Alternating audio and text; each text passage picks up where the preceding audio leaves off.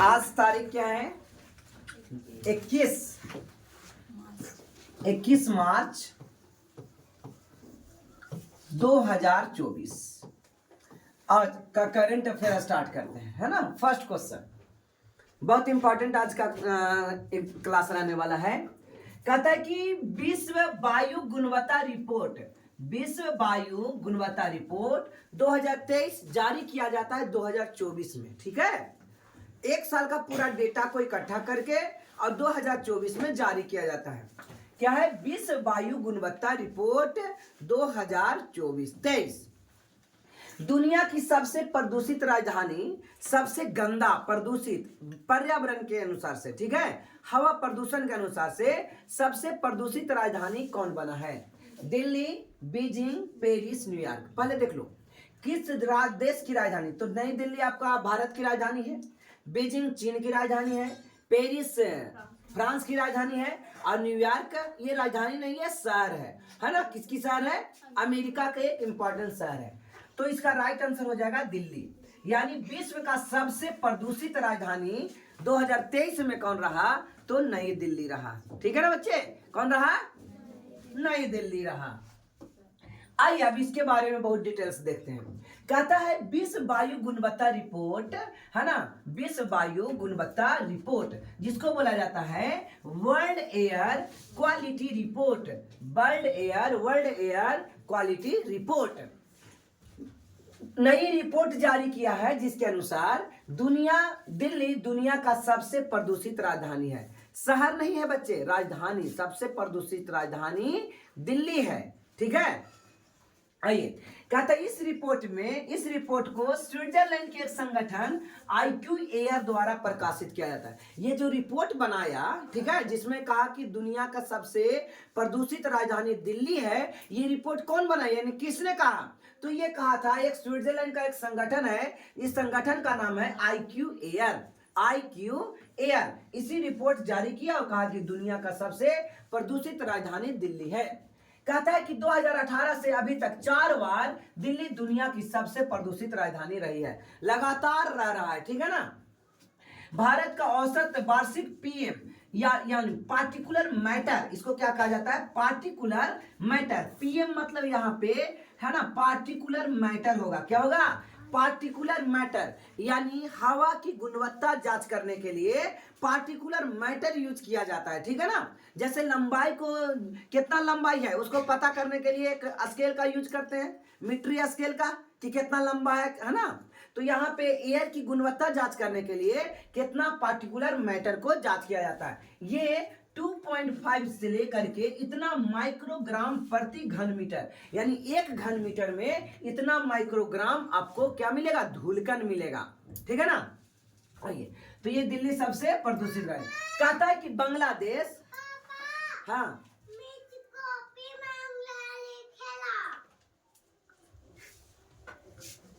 देख क्या करे कौन को।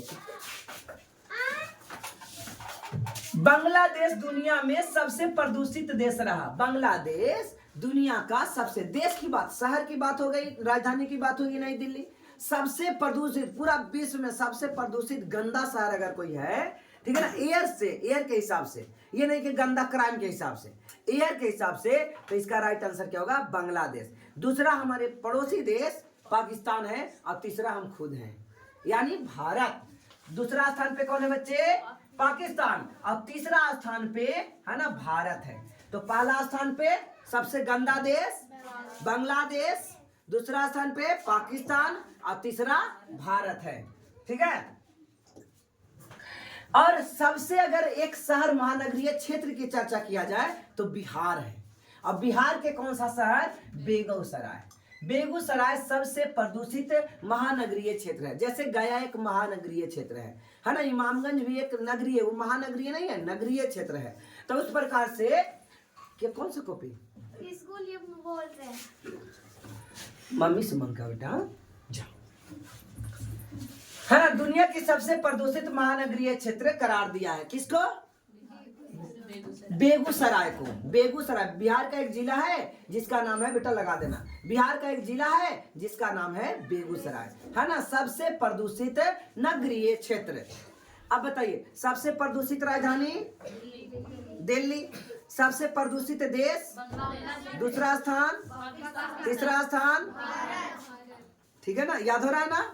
सबसे प्रदूषित महानगरीय क्षेत्र बेगूसराय। कहते हैं दुनिया के शीर्ष 11 सबसे प्रदूषित शहरों में 10 को तो भारत में है ना, 10 शहर क्या है, भारत में है। इतना खराब सिचुएशन भारत का है, ठीक है। आप देखिए इसके अलावा हम लोग नया चीज पढ़ते हैं, कौन कौन सूचकांक में भारत का स्थान क्या है, ठीक है। लैंगिक असमानता सूचकांक हम लोग कुछ दिन पहले पढ़े थे। Gender in equality index, gender in equality index में भारत के 108 स्थान मिला था। याद आ रहा है, तुम लोग को भी शायद याद आ रहा होगा, है ना। भारत के इन इक्वालिटी इंडेक्स में कैमा स्थान मिला, 108 स्थान मिला, 108वां स्थान। मानव विकास सूचकांक यानी ह्यूमन डेवलपमेंट इंडेक्स, मानव विकास सूचकांक यानी ह्यूमन डेवलपमेंट इंडेक्स, है ना। छोटा बच्चा इसको लिख लेगा, लैंगिक असमानता सूचकांक, और इंग्लिश लिखेगा जेंडर इन इक्वालिटी इंडेक्स। एक अलावा कुछ नहीं, हिंदी को इंग्लिश करना जानिए। क्या है, लैंगिक असमानता सूचकांक, gender in equality index, gender in equality index, gender in equality index, लैंगिक असमानता सूचकांक, लैंगिक असमानता सूचकांक। फिर क्या लिखना है, ह्यूमन डेवलपमेंट इंडेक्स, इसको इंग्लिश पहले हिंदी में लिखेंगे मानव विकास सूचकांक, और इसका इंग्लिश में लिखेंगे human development index, human development index. और भारत कैमा स्थान पर है इसमें, 134वां स्थान, और स्विट्जरलैंड पहला स्थान, इसमें डेनमार्क पहला स्थान।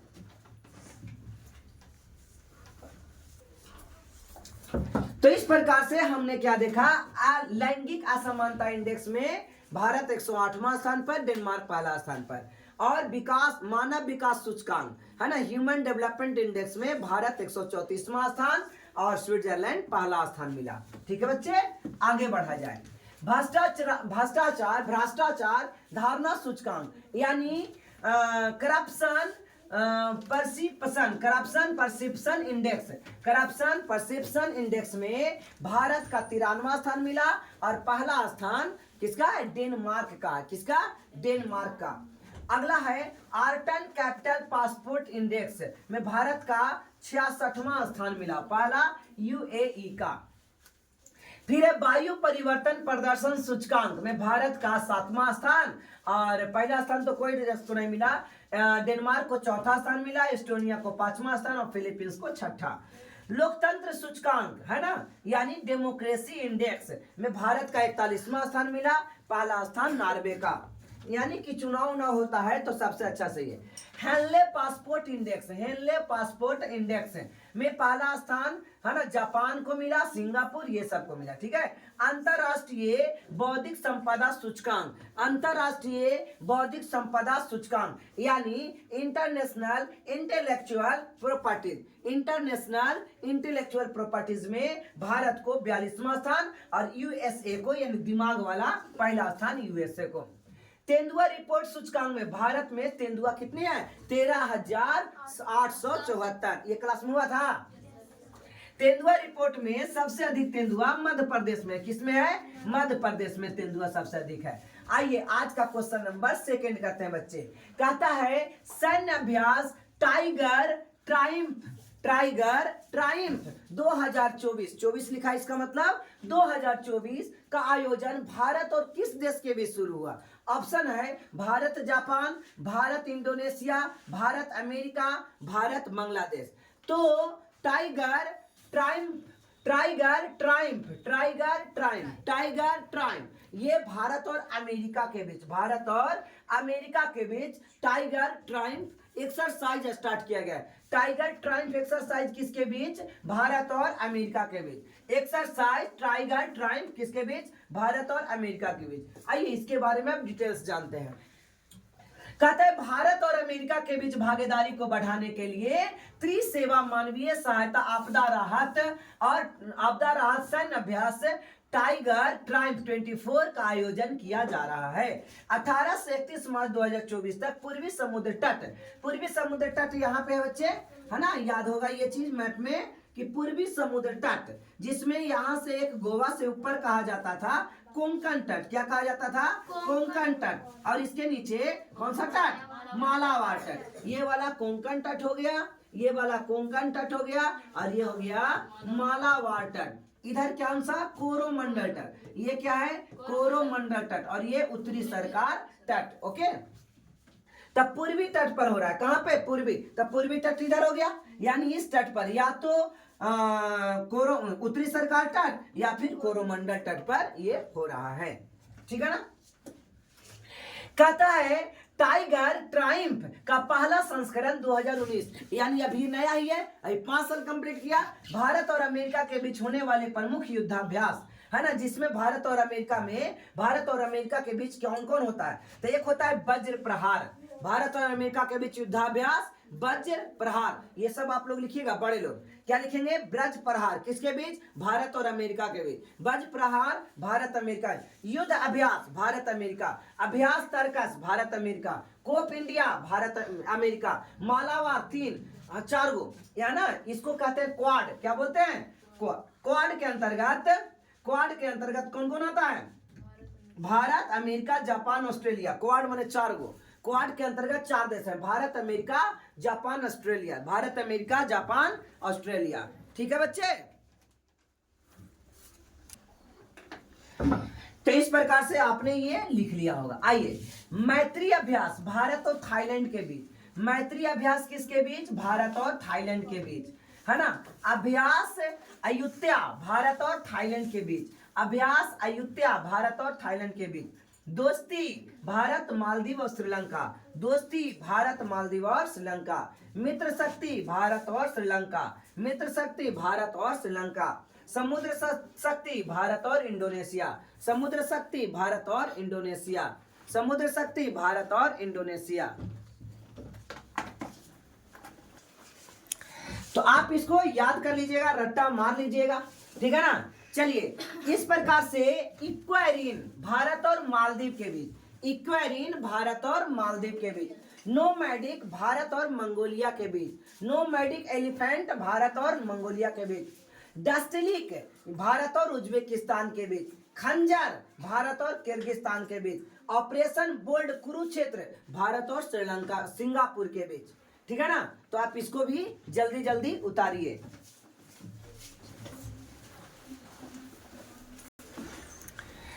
आज का ये क्वेश्चन नंबर 3 देखते हैं बच्चे। आज ये क्वेश्चन नंबर 3 है।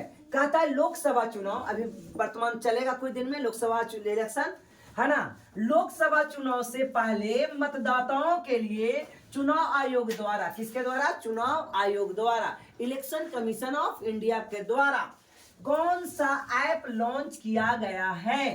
कौन सा ऐप लॉन्च किया गया है? इलेक्शन कमीशन ऑफ इंडिया के द्वारा, इलेक्शन कमीशन ऑफ इंडिया के द्वारा कौन सा ऐप लॉन्च किया गया है? ऑप्शन है know your right, know your right, know your candidate, your election, your one nation one election. तो इसका राइट आंसर हो जाएगा know your candidate. Know your candidate, है ना। नो मीन्स जानना, योर मीन्स आपका कैंडिडेट्स, है ना। नो योर कैंडिडेट, याद रखिएगा। अभी हमारे राजीव कुमार कौन है? भारत के इलेक्शन कमिश्नर ऑफ इंडिया, है ना, chief election commissioner of India. और 2 और बना था, ज्ञानेंद्र और सुखदेव। ठीक है ना? सुखबीर सिंह संधू। चलिए, कहता है नो योर कैंडिडेट्स ऐप के माध्यम से मतदाता अपने निर्वाचन क्षेत्र में चुनाव में खड़े उम्मीदवार को आपराधिक रिकॉर्ड का पता कर सकते हैं। इससे क्या होगा? आपराधिक रिकॉर्ड पता चले, कौन कौन रिकॉर्ड, मतलब आपराधिक क्या था उसमें। उद्देश्य क्या? चुनावी प्रक्रिया में पारदर्शिता और जवाबदेही बढ़ाना। पारदर्शिता मतलब ट्रांसपेरेंसी, एकदम सब सही होगा, कुछ भी गलत नहीं होगा। उम्मीदवारों को समाचार पत्र और टेलीविजनों में 3 बार अपने आपराधिक रिकॉर्ड का खुलासा करना आवश्यक होगा। ठीक है? भारत का चुनाव आयोग के बारे में जानिए। भारत का चुनाव आयोग के बारे में जानिए। कहता है इसकी स्थापना 25 जनवरी 1950 को हुआ था। चुनाव आयोग की स्थापना 25 जनवरी 1950, इसलिए चुनाव दिवस भारत में मनाया जाता है 25 जनवरी को। यह देश में लोकसभा, राज्यसभा, राज्य विधानसभा और राष्ट्रपति उपराष्ट्रपति 5 का इलेक्शन करवाता है। राष्ट्रपति उपराष्ट्रपति, राज्यसभा, लोकसभा और विधानसभा का इलेक्शन करवाता है इलेक्शन कमीशन। कौन? Election commission. इसकी स्थापना कब हुई? 25 जनवरी 1950 में। इसका अनुच्छेद कहां से कहां तक इलेक्शन कमीशन की चर्चा है ना? तो अनुच्छेद 324 से लेकर के 329 तक। वर्तमान में मुख्य चुनाव आयुक्त कौन है ना? The current chief election commissioner is Rajiv Kumar. कौन है? राजीव कुमार। चुनाव आयुक्त अलग दूसरा और चुनाव आयुक्त कौन है? तो चुनाव आयुक्त ज्ञानेश कुमार और सुखबीर संधू। ज्ञानेश कुमार और सुखबीर संधू। जल्दी में कौन कौन सा पोर्टल लॉन्च किया गया है? प्रेस सेवा पोर्टल अनुराग ठाकुर के द्वारा, स्वाति पोर्टल अजय कुमार सूद के द्वारा, अपना चंद्रयान पोर्टल धर्मेंद्र प्रधान के द्वारा, ग्राम मंच ऐप पंचायती राज मंत्रालय के द्वारा, कंज्यूमर ऐप उत्तर प्रदेश सरकार के द्वारा, साथी पोर्टल कृषि मंत्रालय के द्वारा, कॉल बिफोर यू डिंग प्रधानमंत्री नरेंद्र मोदी के द्वारा, प्रहरी ऐप बीएसएफ एवं गृह मंत्रालय के द्वारा, जलदूत ऐप ग्रामीण विकास मंत्रालय के द्वारा, SCALE ऐप शिक्षा मंत्री प्रधानमंत्री धर्मेंद्र प्रधान के द्वारा। आज का ये क्वेश्चन नंबर 4 करते हैं बच्चे। पूर्वोत्तर का मतलब समझिए, यहां से ऐसे ये है ना? कुछ ध्यान में आ रहे बच्चे? ठीक है। ये कौन सा राज्य था? सिक्किम, अरुणाचल प्रदेश, नागालैंड, मणिपुर, मिजोरम, त्रिपुरा, ये पूरा असम और यहाँ इतना छोटा सा मेघालय। इसको कहेंगे पूर्वोत्तर राज्य। ठीक है ना? पूर्वोत्तर राज्य। ओके, तो इस पूर्वोत्तर सब के सब पूर्वोत्तर राज्य है कि नहीं? त्रिपुरा कहाँ है? तो देखिए त्रिपुरा यहाँ है। समझ में आया? नागालैंड कहाँ है? तो नागालैंड ये है। दुख बनाया। असम कहाँ है? तो असम देखो ये है। मेघालय कौन है? तो मेघालय। समझ में आया? तो इस सब जितना भी ये सब 7-8 कंट्री है, ठीक है ना? पूर्वोत्तर राज्य में, पूर्व और उत्तर देश राज्यों में इसमें खेल होता है। ठीक है ना? इस खेल में तीसरा संस्करण किस राज्य में हुआ? ये खेल कहाँ हो रहा है? ऑप्शन है त्रिपुरा, नागालैंड, असम, मेघालय। तो इसका राइट आंसर आ जाएगा नागालैंड में। कहां पे बच्चे? नागालैंड में। आइए, नागालैंड के मुख्यमंत्री नेफ्यू रियो हैं। नागालैंड के मुख्यमंत्री कौन है? नेफ्यू रियो, है ना? आपको मैंने 2-4 गो मुख्यमंत्री याद करवाया था। ठीक है? तो नागालैंड के मुख्यमंत्री नेफ्यू रियो, के खेलों के आपराधिक तौर पर यह शुरुआत किया है। पूर्वोत्तर खेल 2024 में आयोजन 18 से 23 मार्च 2024 तक चलेगा। इस खेल के आयोजन उत्तर पूर्वी सभी राज्यों में हिस्सा लेंगे, है ना? इसमें 8 राज्य हिस्सा ले रहे हैं। कौन? सिक्किम। सिक्किम भी पूर्वोत्तर राज्य में सिक्किम आता है। 7 सिस्टर में सिक्किम नहीं है। क्या कहता है? पूर्वोत्तर राज्य के 8 राज्य इसमें भाग लेंगे। कौन कौन हो गया? अरुणाचल प्रदेश, नागालैंड, मणिपुर, मिजोरम, त्रिपुरा, असम, मेघालय और सिक्किम। ठीक है ना? पूर्वोत्तर राज्यों में एकता और एकजुटता को बढ़ावा देने के लिए 15-20 खेल प्रतियोगिता आयोजन किया जाएगा। यहाँ पे 15 को खेल। कहता है भारत में पूर्वोत्तर खेलों का पहला आयोजन 18 में हुआ था। ठीक है? आप ये देखो, पूर्वोत्तर राज्य है ना? यहाँ पे आपको क्या बताया था? सिक्किम, अरुणाचल प्रदेश, नागालैंड, मणिपुर, मिजोरम, त्रिपुरा, असम, मेघालय, है ना? ये टोटल कितने हो गए आपके पास? 8 राज्य हो गए। ठीक है ना? आइए, स्पोर्ट्स के करंट अफेयर। WPL, है ना? वीमेंस प्रीमियर लीग, WPL जैसे IPL होता है वैसे ही WPL 2024 का खिताब रॉयल चैलेंजर्स बेंगलुरु के द्वारा जीता गया था। ठीक है? और किसको हराया गया था? दिल्ली कैपिटल को हराया गया था। रणजी ट्रॉफी का संबंध किससे है? रणजी ट्रॉफी क्रिकेट से है और इसका खिताब विदर्भ ने जीता था। विदर्भ मतलब महाराष्ट्र। ठीक है ना? विदर्भ को हरा करके मुंबई, यानी टीम का नाम है ये बच्चे। ठीक है? आइए स्पोर्ट्स में और यशस्वी जयसवाल, है ना? सदरलैंड को फरवरी 2024 के लिए ICC player of the month चुना गया है। सात्विक और चिराग BWF फ्रेंच ओपन पुरुष युगल का खिताब जीता। बहुत इंपॉर्टेंट है। ठीक है ना? फ्रेंच ओपन का खिताब जीता गया है। ठीक है? किसके द्वारा? सात्विक और सात्विक और चिराग के द्वारा, सात्विक और चिराग के द्वारा, सात्विक और चिराग के द्वारा, है ना। एक बार और आएगा ये बहुत, ठीक है। इंग्लैंड के जेम्स एंडरसन 700 विकेट लेने वाले दुनिया के पहले गेंदबाज बन गए। इसे सब पढ़ाया हुआ है, ठीक है। खेलो इंडिया पदक जीतकर अब सरकारी नौकरियों के लिए आप पात्र बन जाएंगे, यानी खेलो इंडिया में आपने कोई पदक जीता तो आपको सरकारी नौकरी मिलेगी, ठीक है। कहता है साई प्रणीत ने बैडमिंटन से संन्यास लेने की घोषणा कर दी है, ठीक है। आज का ये क्वेश्चन नंबर 5 करते हैं बच्चे। विनय कुमार देश में भारत के नए राजदूत बनाए गए हैं। ये किस देश के बनाए गए हैं? अमेरिका के, जापान के, रूस के, फ्रांस के। तो इसका राइट आंसर आ जाएगा रूस के, ठीक है ना। नए राजदूत यानी एम्बेसडर बनाए गए हैं। New ambassador of India to the country, किसका?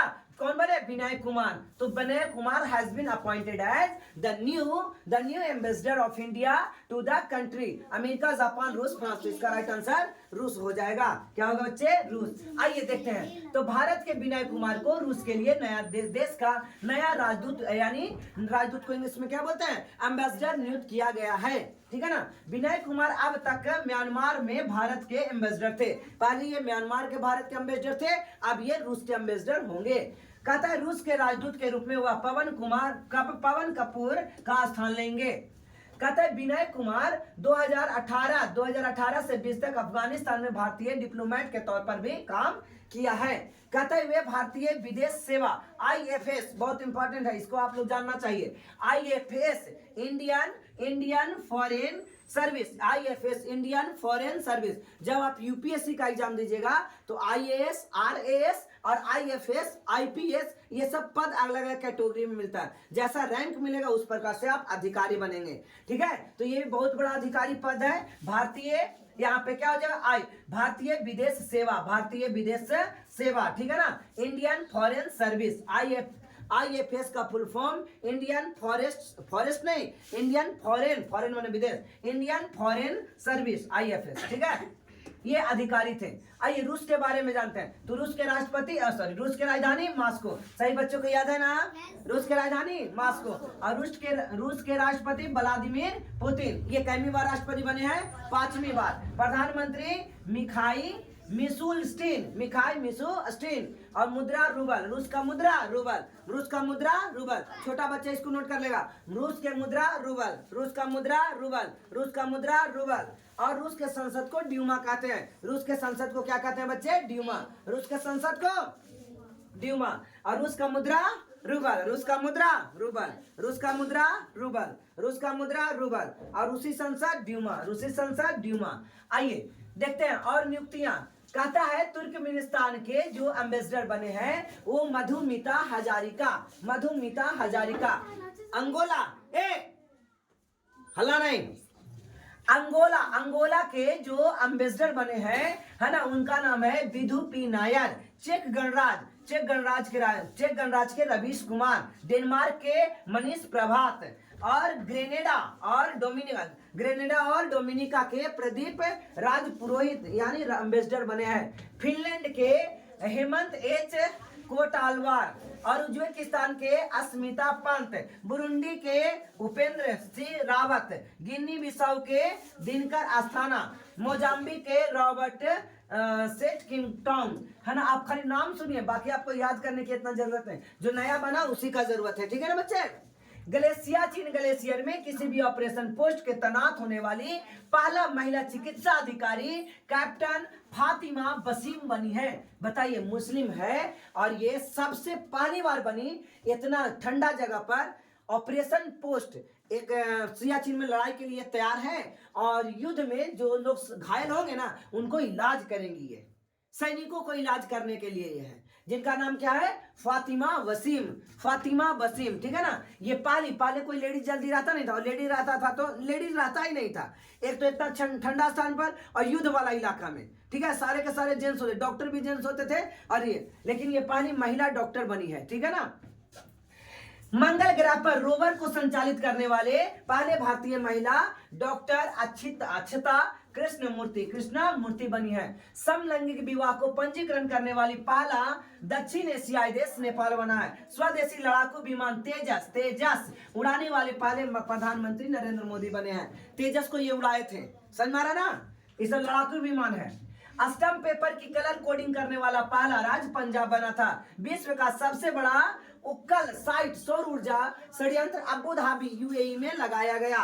दुनिया का पहला 3D पेंटिंग मंदिर तेलंगाना में बनाया गया। बात नहीं, ये सब पहले हो चुका है ना, इसलिए इतना फास्ट कर रहे हैं। समान नागरिक संहिता यानी यूसीसी है ना, यूसीसी याद रखेंगे, uniform civil code. Uniform civil code UCC का full form uniform civil code अपनाने वाला पहला राज्य उत्तराखंड बना है। कौन बना है? उत्तराखंड। सभी आवारा कुत्तों को नसबंदी कराने वाला पहला देश भूटान बना है। देश का पहला पशु शब्दागृह लखनऊ में होगा, यानी पशुओं को यहाँ गाड़ा नहीं जाएगा, पशुओं को जलाया जाएगा। शब्दागृह यानी लखनऊ उत्तर प्रदेश में बनाया जा रहा है।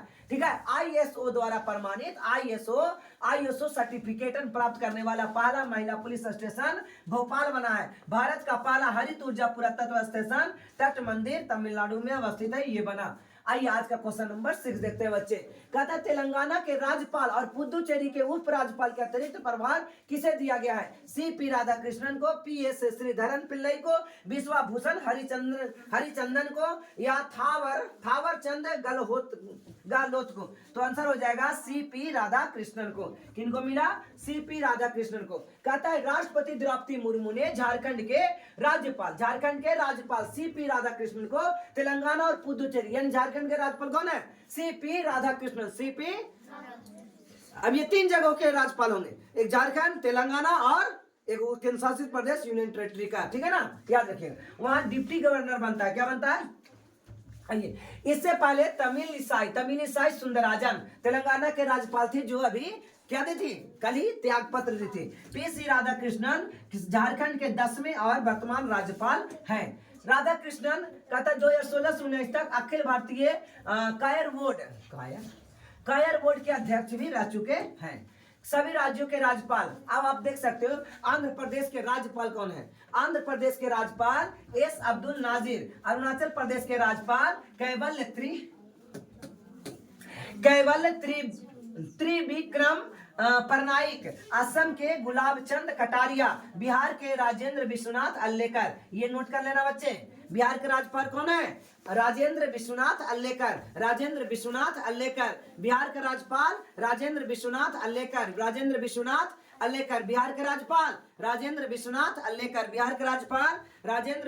अल्लेकर। बिहार के राज्यपाल राजेंद्र विश्वनाथ अल्लेकर। झारखंड के पीसी राधाकृष्णन, अभी तुरंत बताया गया, पीसी राधाकृष्णन झारखंड के राज्यपाल पीसी राधाकृष्णन। लिख लिए, बिहार के राजेंद्र विश्वनाथ अल्लेकर, बिहार के राज्यपाल है ना, राज्यपाल विश्वनाथ अल्लेकर। बिहार के राज्यपाल कौन? राजेंद्र विश्वनाथ अल्लेकर। बिहार के राज्यपाल कौन बने हैं? बोलिए, राजेंद्र विश्वनाथ अल्लेकर। हटाएं, वेरी गुड, हटाते हैं। कहता है छत्तीसगढ़ के राज्यपाल विश्वभूषण हरिचंदन। गोवा के पीसी श्रीधरन पिल्लई। गुजरात के आचार्य देवव्रत। हरियाणा के बंडारू दत्तात्रेय और हिमाचल प्रदेश के शिव प्रताप शुक्ल। ठीक है ना। कर्नाटक के थावर चंद गहलोत। केरल के आरिफ मोहम्मद खान।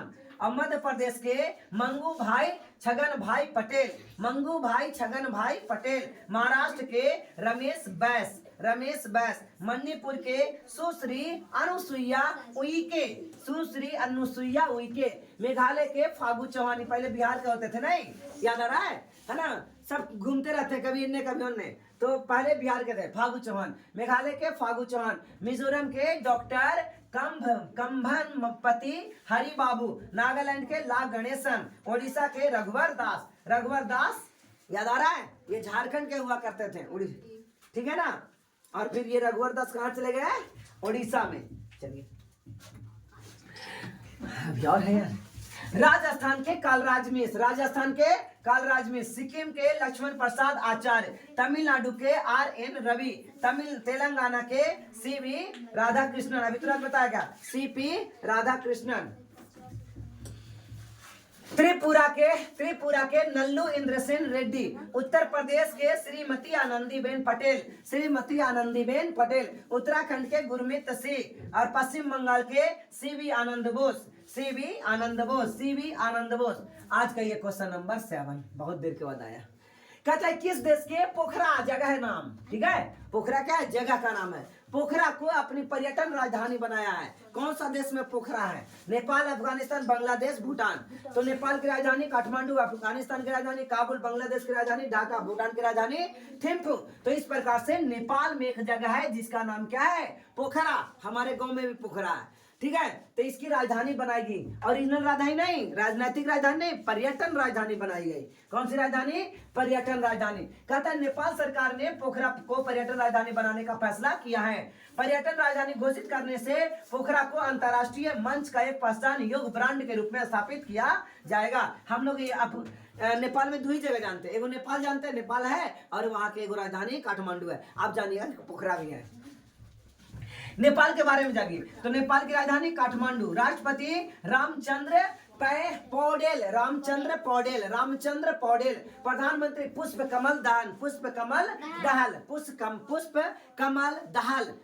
कमल दहाल। मुद्रा नेपाली रुपया। सूर्य किरण भारत और नेपाल के बीच में। सूर्य किरण युद्धाभ्यास भारत नेपाल, ठीक है, भारत नेपाल सूर्य किरण युद्धाभ्यास भारत नेपाल के बारे में। किसके सीमा टच करता है? तो उत्तराखंड से, उत्तर प्रदेश से, बिहार से, पश्चिम बंगाल से और सिक्किम से। इसका कोड है UUBBS,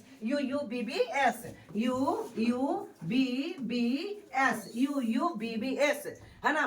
भारत के राज्यों से सटने वाले नेपाल से सटने वाले भारत के राज्य UUBBS। उत्तराखंड उत्तर प्रदेश, बिहार बंगाल और सिक्किम। बिहार बंगाल और सिक्किम याद रहेगा। बिहार बंगाल और सिक्किम कोड है UUBBS। किसका कोड है? नेपाल का, है ना। नेपाल से भारत के लगने वाले पड़ोसी देश, पड़ोसी राज्य। कहता है सेम सेक्स मैरिज रजिस्टर करने वाला पहला दक्षिण एशियाई देश नेपाल बना है।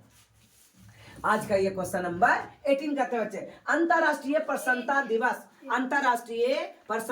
दिवस, है ना। कहता है क्या सुना है, when is international day of happiness celebrated, happiness, है ना। इंटरनेशनल डे ऑफ हैप्पीनेस कब मनाया जाएगा? 20 मार्च, 21 मार्च, 22 मार्च, 23 मार्च। तो इसका राइट आंसर आ जाएगा 20 मार्च को मनाया जाता है। कब मनाया जाता है? 20 मार्च को मनाया जाता है। कहते हैं हर साल दुनिया भर में 20 मार्च को अंतर्राष्ट्रीय हैप्पीनेस डे मनाया जाता है। इस दिन मुख्य उद्देश्य खुश रहना और अपने जीवन में खुशी का महत्व को अहमियत देना। कितना तारीख को मनाया जाता है? विश्व खुशहालता दिवस 20 मार्च को। कल मनाए थे कोई? हाँ, तो ना कैसे कल एग्जाम हुआ था सो। कहता है यह पहली बार यह दिवस 2013 के यूनाइटेड नेशन यानी यूएन के द्वारा मनाया गया था। यूएन का फुल फॉर्म क्या होता है? यूनाइटेड नेशन के द्वारा मनाया गया। इसका थीम क्या है? खुशी के लिए पुनः जुड़ना, लचीले समुदाय का निर्माण करना। लचीले मतलब देखो भाई, एगो कुछ कह रहा है तो बात मान जाओ, नहीं बात मान नहीं कठोर। कहता है हर साल 20 मार्च को विश्व गौरैया दिवस मनाया जाता है ना। गौरैया दिवस, विश्व गौरैया दिवस, स्पाइरोस डे, है ना। स्पाइरोस डे सेलिब्रेटेड कब मनाया जाता है? 20 मार्च को, है ना। बिहार के राजकीय पक्षी कौन है? गौरैया, ठीक है। वर्ल्ड ओरल हेल्थ डे हर साल 20 मार्च को मनाया जाता है। तो 20 मार्च को 3 दिवस मनाया जाता है। कौन?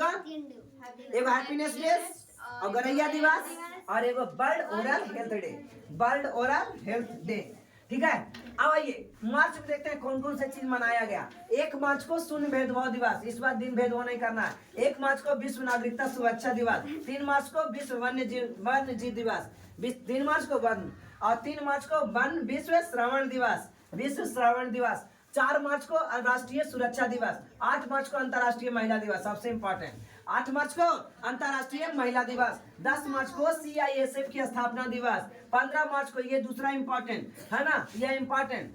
15 मार्च को विश्व उपभोक्ता अधिकार दिवस, वर्ल्ड कंज्यूमर राइट डेज, ठीक है ना। 16 मार्च को राष्ट्रीय टीकाकरण दिवस, 16 मार्च राष्ट्रीय टीकाकरण। 20 मार्च विश्व गौरैया दिवस। 21 मार्च विश्व वानिकी दिवस। आज है वर्ल्ड फॉरेस्ट्री डे। आज क्या है? World forestry day.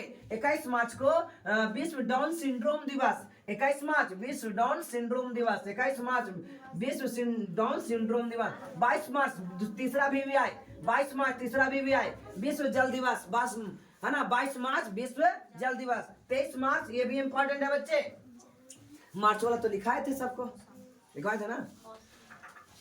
23 मार्च को विश्व मौसम विज्ञान दिवस, 23 मौसम है ना। आइए आज का ये क्वेश्चन नंबर पहले अंतिम से एक पहले कहता है AI गेमिंग। AI मतलब आर्टिफिशियल इंटेलिजेंस। AI मतलब आप लोग अभी तक याद नहीं हुआ AI का full form?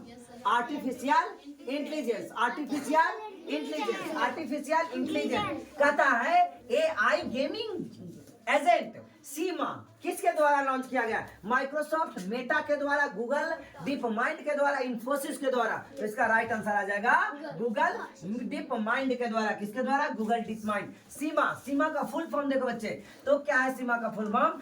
Scalable, scalable instructions multi word agent. ठीक है, अब इसको लॉन्च किया गया है और ये गेमिंग का डिजाइन बनाएगा, गेम बनाएगा।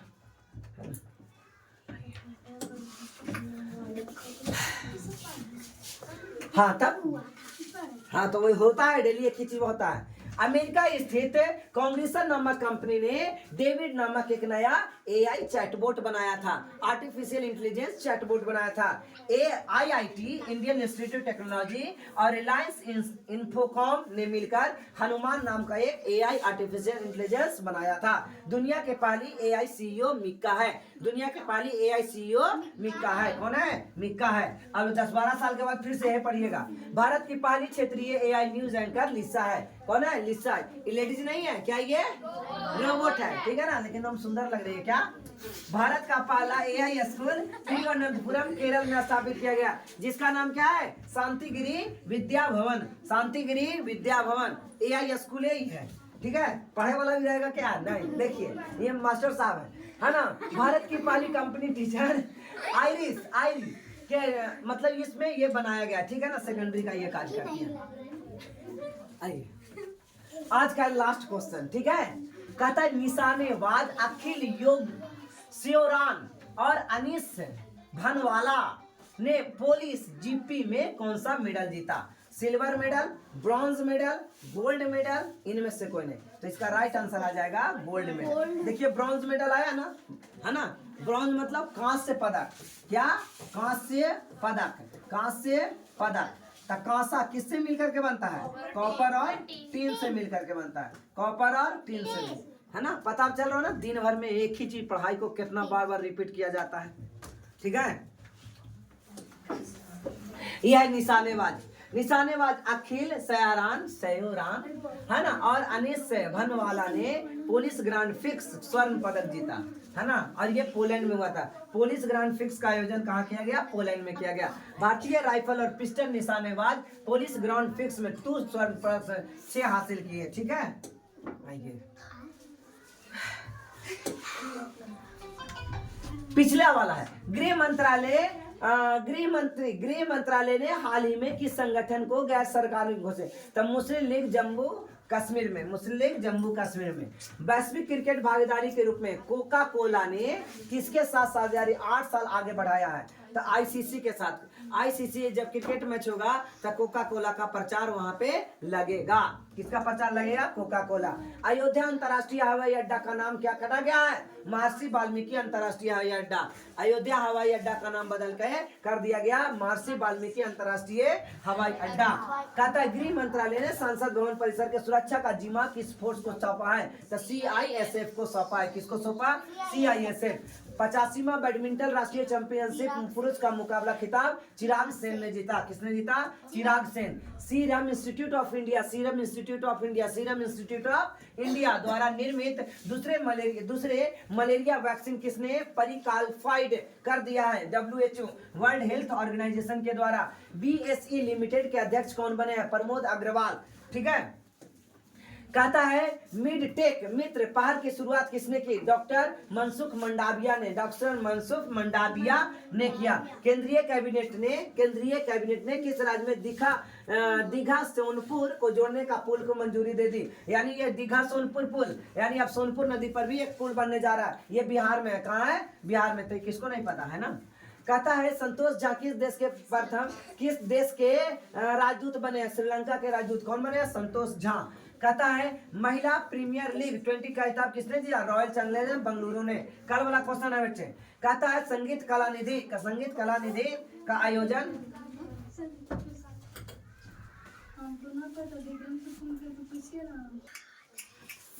संगीत कला निधि पुरस्कार किसको दिया गया था? संगीत कला निधि किसको दिया? टीएम कृष्णा को दिया गया था, है ना।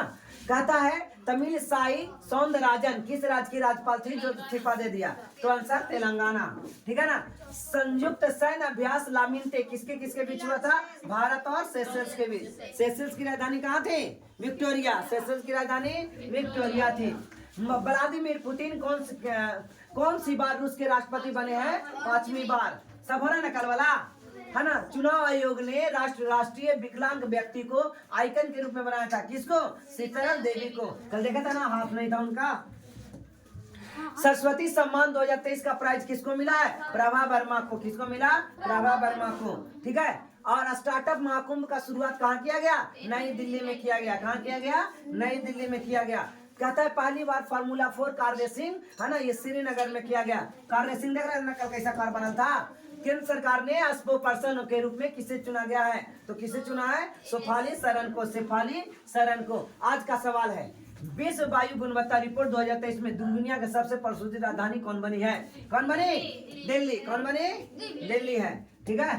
चलो अब बहुत हो गया, ठीक है बच्चे। ऐसे प्रथम प्रधानमंत्री के नाम बताइए जिनके विरुद्ध लोकसभा में अविश्वास प्रस्ताव लाया गया था, ठीक है। तो जवाहरलाल नेहरू, लाल बहादुर शास्त्री, इंदिरा गांधी या मोरारजी देसाई। क्वेश्चन है, बना के लाइएगा। लोकसभा चुनाव में पराजित होने वाली प्रथम मंत्री कौन बनी है? जो लोकसभा में ही हार गए, ठीक है।